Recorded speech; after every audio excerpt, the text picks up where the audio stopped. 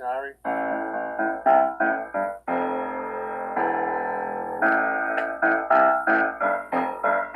want to get to this PBS. There's a PBS thing that pretty much is telling, they've listed everything that Trump has said that was racist, and they've entitled it Here's the Deal.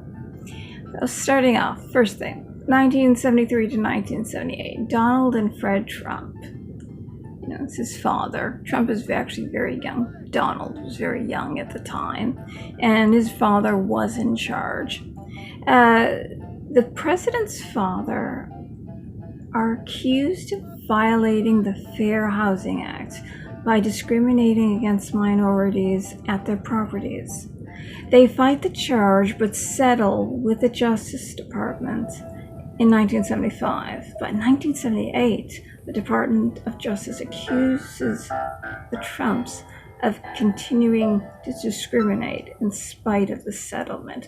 Now, that's actually a lot of what I just read is actually wrong, because I went back and I read the articles from the time, what was going on in the country at the time, why the government was going after, they were going after landlords in general, and there's a reason for this. And they needed to make an example out of landlords. I even read the court case, by the way. I read the entire pleading.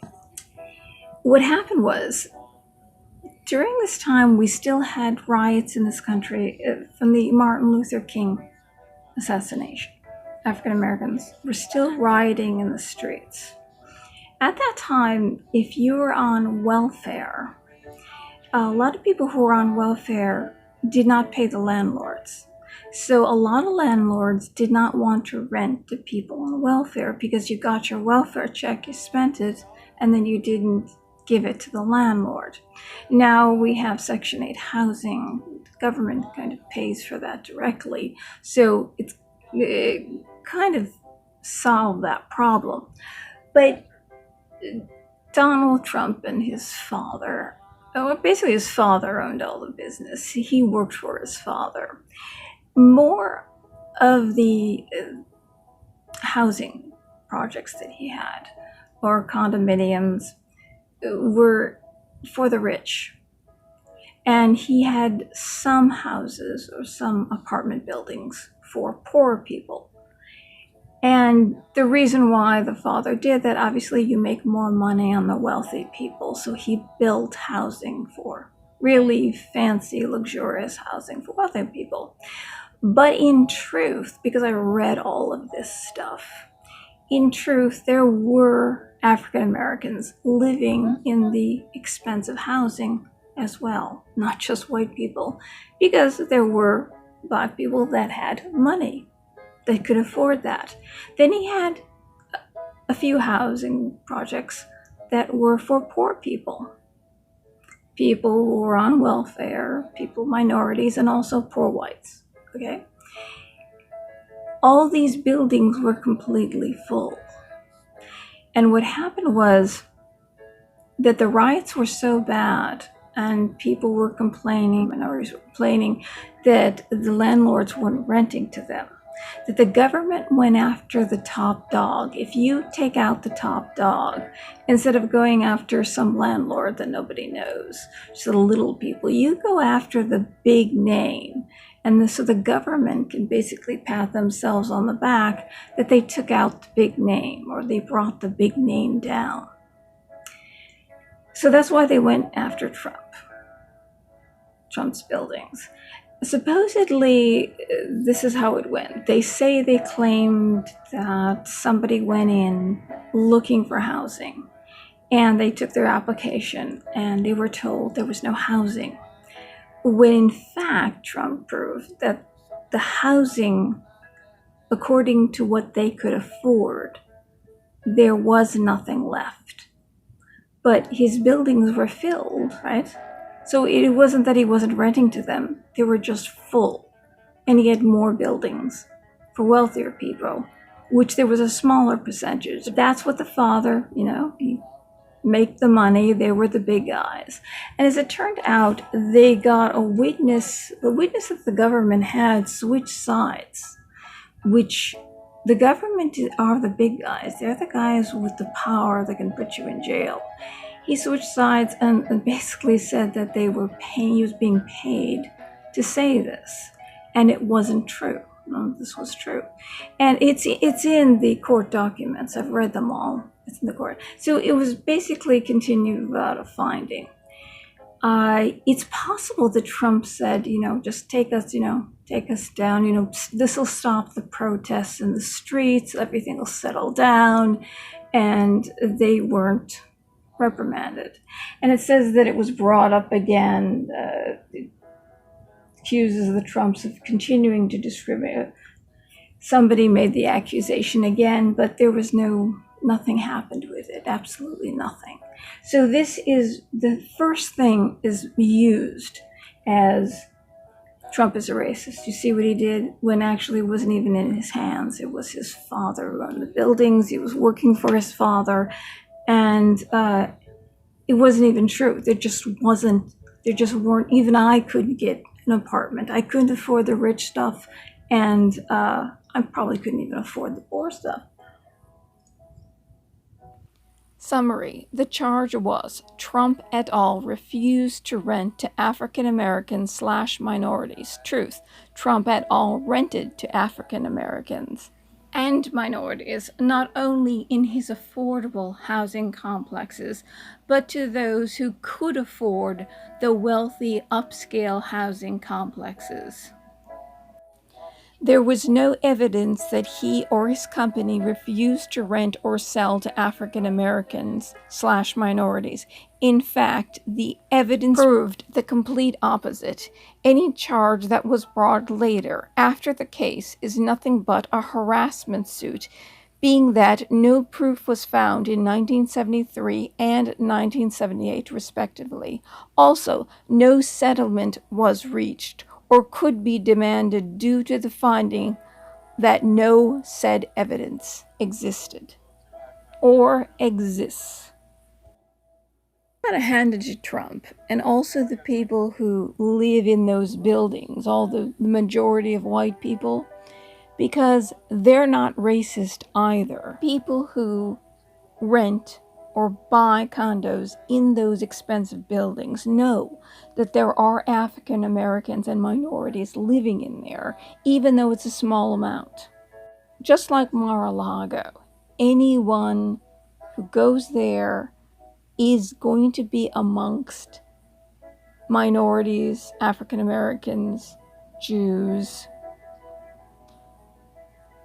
and everybody's got to be happy together. That's the way Trump wants it.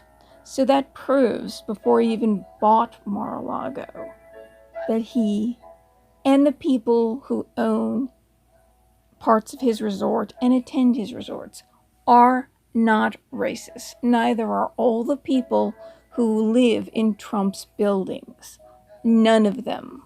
And he, at that time, was the first to do this. May I emphasize, you are damning and condemning a man, or the man, that was first to do this in this country that was segregated. And I need to add this amongst the lies. Along with minorities, that includes homosexuals.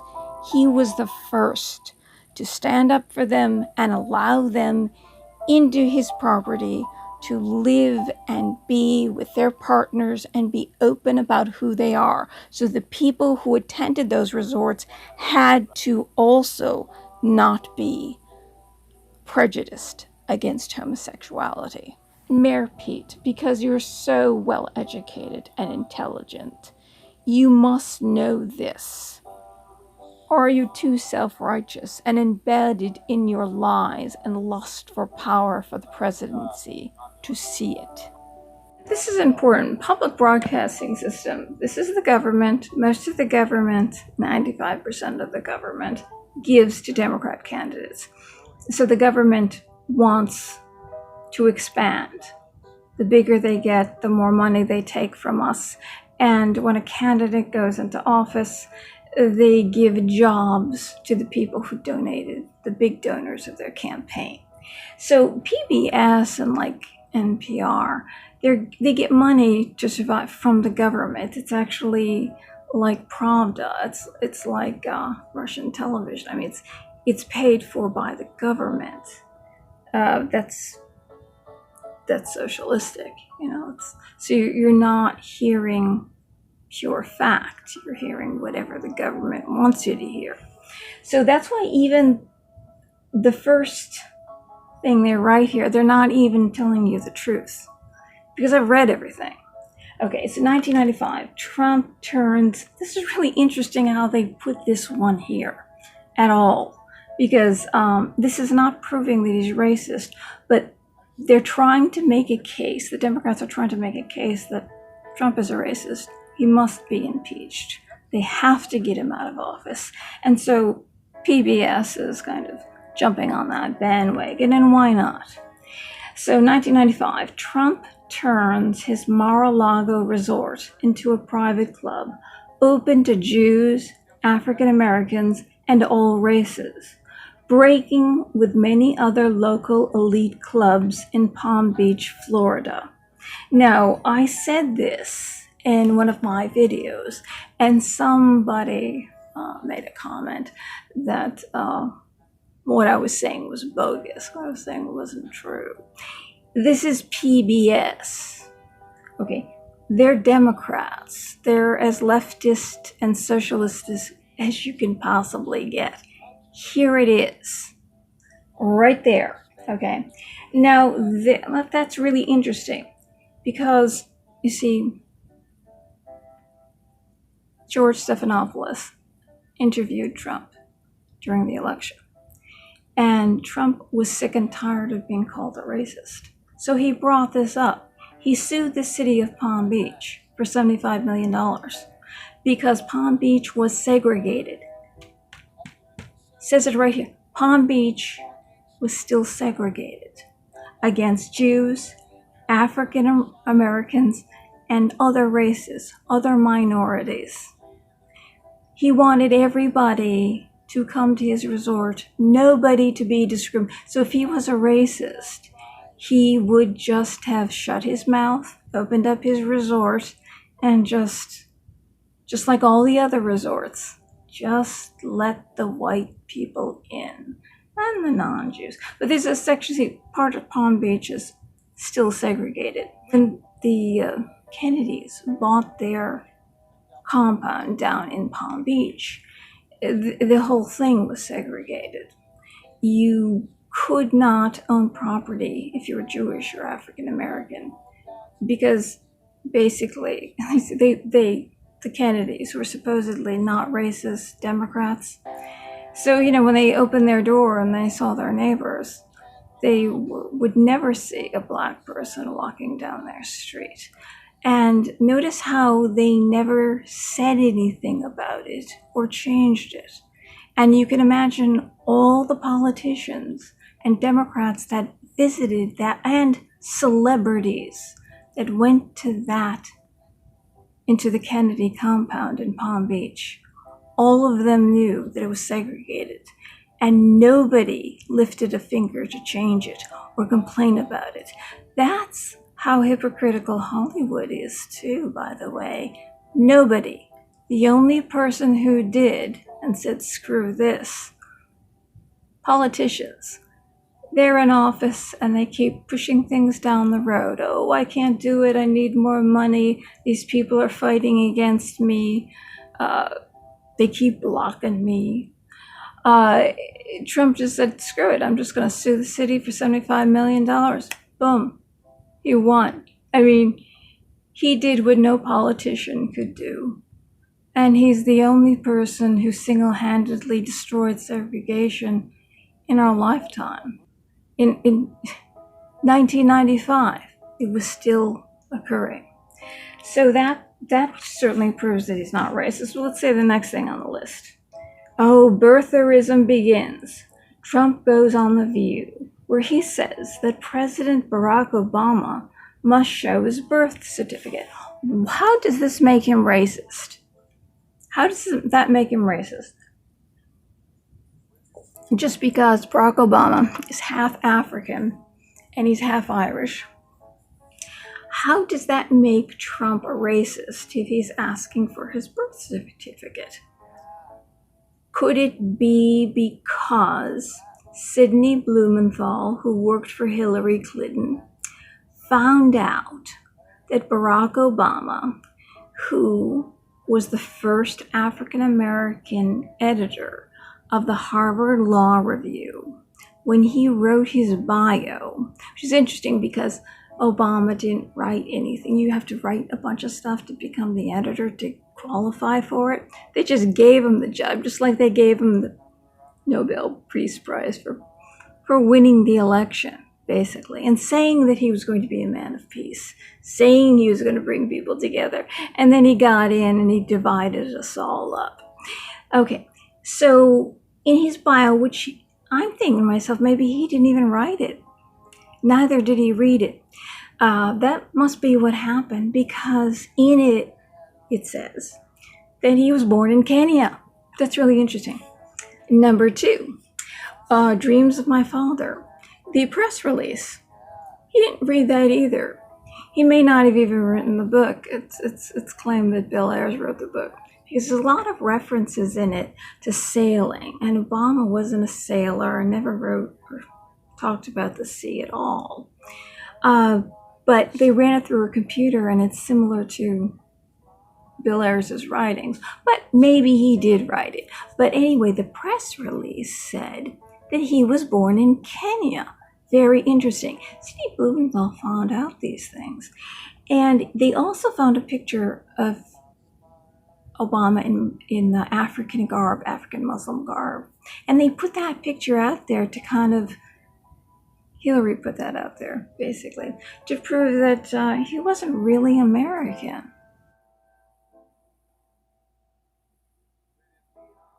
See this picture of the three of us? You've got Hillary Clinton and Barack Obama, and they're playing the national anthem. Big American flag behind them. Hillary, of course, they want to show how patriotic. Back then, it was a good thing for Democrats to be American and patriotic. Back then, in 2008, hand on their heart. Obama had his hands on his side, and it just kept putting fuel on the fire. But basically, by Obama's own words, though maybe he didn't write his bio or his press release. But one thing, Michelle was confused too, because there's a speech you can even find on YouTube of her talking to an audience and her saying that her husband, Barack, they visited Kenya, the birthplace, Barack's birthplace. So even she was confused. Maybe she wrote the bio on the press release. But what I think it might be, it was that it was politically expedient at the time when he was in college and as a senator. To say that he was born in another country, it's possible he got a free scholarship, like a foreign student. And so it was politically expedient to not be American. But when he had to be American, then if you call him not American, then you're a racist. Just like if you don't like his policies, you're a racist. Just like if you don't like the hate speech coming out of the Fab Four's mouth, you're also a racist. It's your speech. It's not who you are. Genetically, my DNA is close to theirs, or similar, and also being part Egyptian, and also the kind of Italian my mother spoke was influenced by Arabic. People heard her and she would speak to her sister, and they said, "Are you speaking Arabic?" A lot of the words were actually Arabic, so there could be on both sides.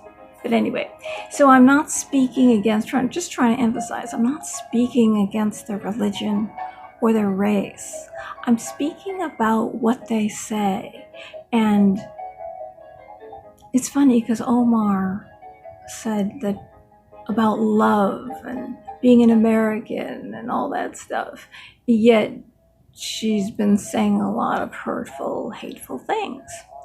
So all this is tied into, let's see what birther. So the birtherism begins. Notice how they don't blame Hillary and they don't blame Obama for it. So it's really not Hillary's fault at all. Even though you could say, it's her campaign that brought it out, it's Obama himself. But it was politically expedient, and he had to be born in America to be the president. So, okay, I'm an American now. So I don't care where he was born. The point is that he's the one who created this problem himself, but nobody will blame him for it because they'll be called a racist. Okay, so let's say June 2nd, 2016. Speaking with the Wall Street Journal, Trump says Indiana Judge Gonzalo Curiel's Mexican heritage represents a conflict in his oversight of the Trump University case. On CBS, Trump calls his interference that Curiel is biased because of his race common sense. No, he actually didn't say that. He did not say that he was biased because of his race. First of all, Mexican is not a race. All Mexicans are Caucasian. Most of them are mostly of Spanish descent. And you go all the way down to the tip of South America.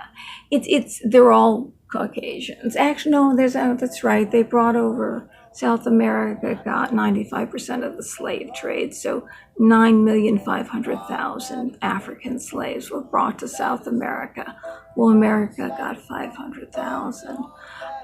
That's right. So they're not all Caucasian. Correction on that one. But the Mexicans are Caucasian, and Mexican is not a race, it's a culture or an ethnicity, but that's not a racist statement. Now, the thing about this is Judge Curiel belongs to La Raza, like the legal division of La Raza, where they bring over, there's a scholarship to educate people who are not citizens to become lawyers so they could help people become citizens. So this faction of La Raza was protesting at all of Trump's resorts. They were rioting and protesting, and they were trying to get people not to go to, they were blocking the way and doing all sorts of damage to stop. So it was active vandalism and rioting and hate. And he belonged to this organization and paid money into this organization. And he also was, his parents also came over the border, not through the legal process, undocumented. And he was born here. So there's a name for that, that if you are born in this country, even though your parents are not citizens, we've got that in this country.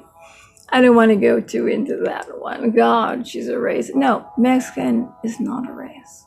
They're mostly Hispanic, and a lot of them are very white-skinned, actually. But the other thing about it is, thing that most people don't know. Most people don't know that what I just said.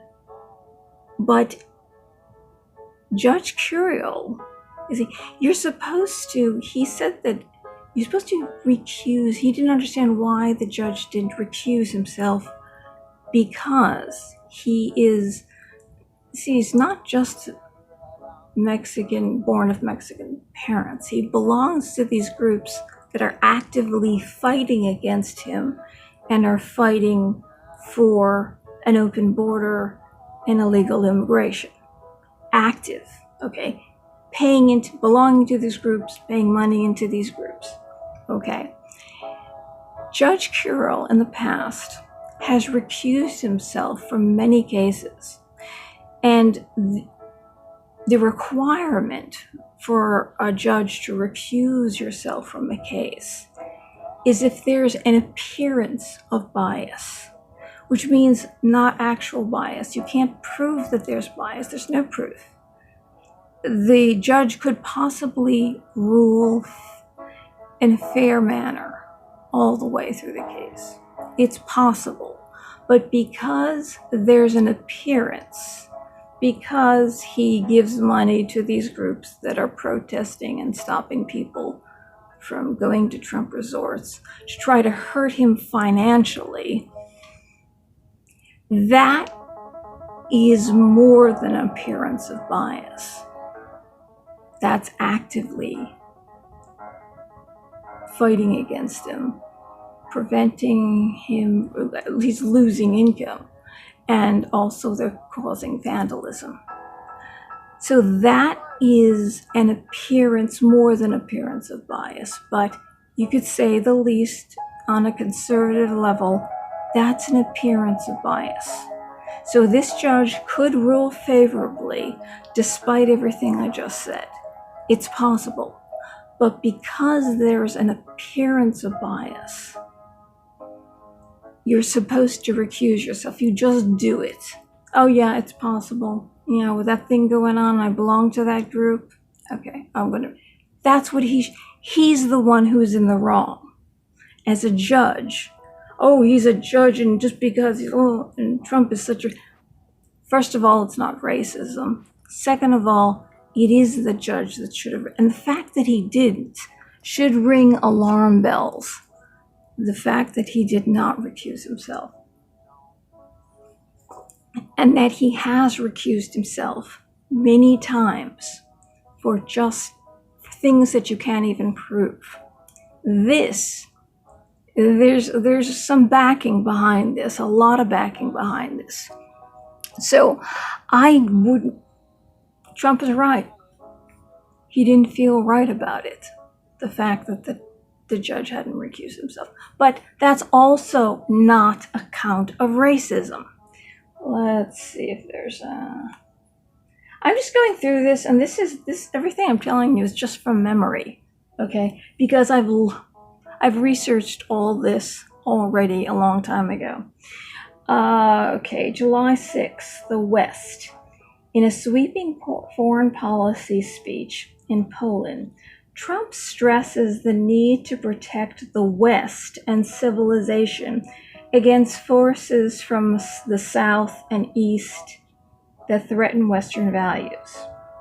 Now, forces from the South and East. He's not talking about people in particular. He's not talking about religions in particular. He's talking about forces, possibly socialism. We have socialism in the South that certainly destroyed Venezuela and in Cuba.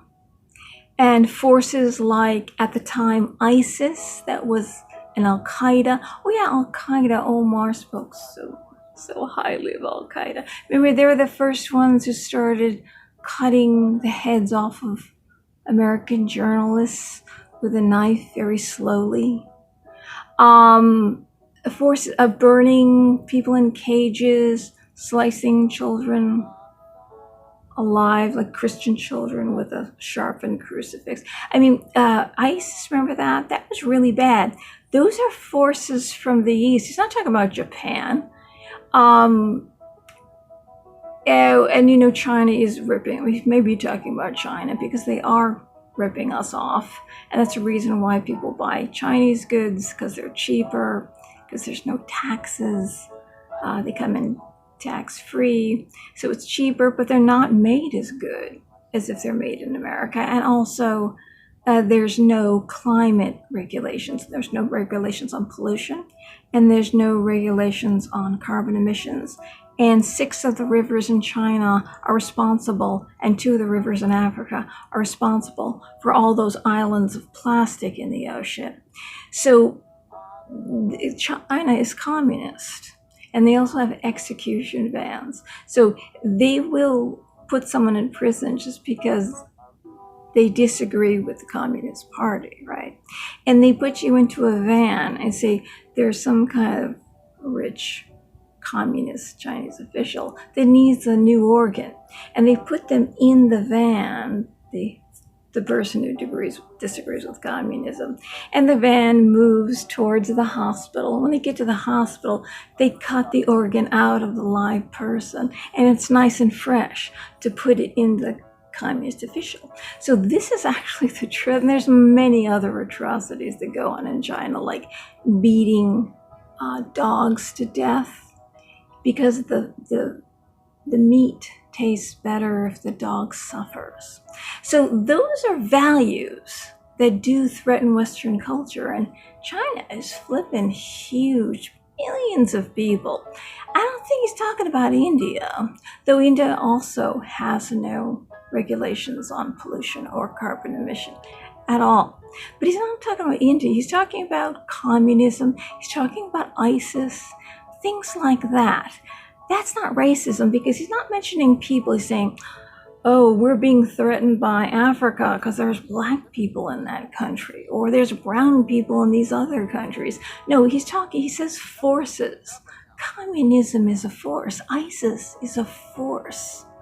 These are forces that are destroying the Western way of life because they're bringing in Sharia. That's not a Western value, Sharia law. Well, actually, Sharia means Islamic law. So to say Sharia law means law, actually. These are forces, and he just said it kind of, he didn't specify, but you pretty much know what he's talking about. He's not talking about people, and he's not even talking about religions. He's talking about some very powerful forces that if we don't keep our Western values of freedom and accepting all religions and where everyone is treated equally, if we don't keep these values, then we're going to lose them to communism and possibly forces like ISIS and Al-Qaeda who are forcing Sharia law. Not like countries like Jordan, which are much nicer, much more westernized, Muslim country, but there's 57 Muslim majority countries, and there's only about 5 of them that are really, that are terrorist-ridden countries. But the rest of them, and there's Muslims all over America, and nobody's deporting them. So it's not Islam, because he's not deporting any of the Muslims. Notice that there's no talk about the Muslims, except for this Fab Four group. Somehow it means all Muslims, because he has a peeve over what they said. He didn't say anything about their religion. He doesn't like what they said. They don't like America. They hate America. They said some hurtful things about 9/11. If you don't like America, go to a country that you like. Go to one of the better countries that you like, that's run the way you like. That's what he's saying. He's an alpha male. He's a father figure. And that's like a father that just puts the law. That's how he does it. He puts the law down fast. And it's not your color, and it's not your religion. All right? So he got on very well with the Saudis. Anyways, read the full piece on how Trump talks about race here. When they got the Trump administration's new asylum rule explained. I might do part 2, but I think that's long enough, okay? So we are dispelling some of the lies that are out there. No, every single one of them, boom, boom, boom, right off the top of my head, because I've researched all this so much. I know. None of this is race. Not one of those proves racism. Okay, goodbye, everyone.